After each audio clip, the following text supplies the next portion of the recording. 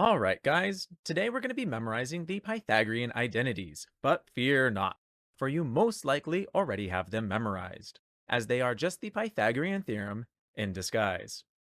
Let's look at some similar concepts you may already be familiar with. Don't worry too much if you don't know them all.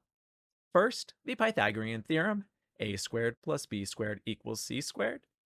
We have the equation of a circle, x squared plus y squared equals radius squared.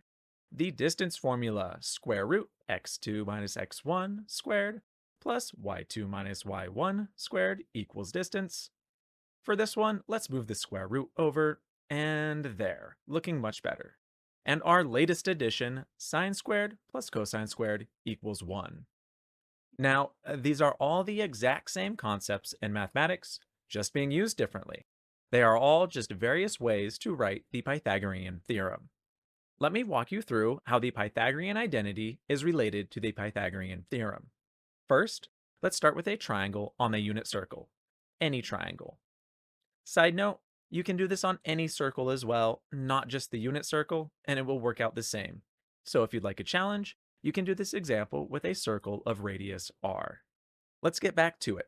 Since the triangle sits on the unit circle, the radius is 1, and therefore our triangle's hypotenuse is also 1. Now, the formula we're working towards has sine and cosine in it, so let's write their definitions out. We'll probably need them. Let's solve for the remaining sides. Since we have an angle theta and our hypotenuse, we can use our trig ratios to solve for them. In the case of sine theta, let's solve for O real quick by multiplying the hypotenuse over. Now we have O, the opposite side's length, equal to h times sine theta. In our case, h is just 1, so the opposite side is just sine theta. Similarly, solving our cosine definition for the adjacent side and substituting 1 in for our hypotenuse, we get cosine theta as the length of our adjacent side. Now, if we apply the Pythagorean theorem to this triangle, we get sine squared plus cosine squared equals 1 squared. We can rewrite 1 squared as just 1, and there we have it, the Pythagorean identity. At the beginning of this video, I showed you 3 formulas we had to memorize. Luckily, these formulas are all the same, just rearranged a bit.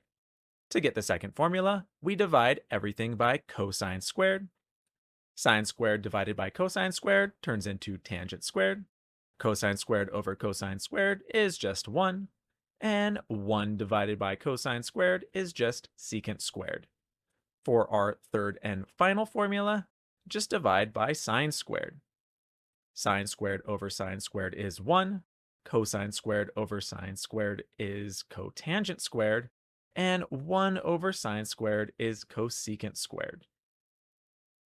These formulas are typically rewritten to have the trig portions on one side and 1 on the other side, and you will use them pretty often when we go over trig proofs. Hopefully you now have a good understanding of how to get the Pythagorean identities from the Pythagorean theorem. Have a wonderful day, and I'll see you in the next video.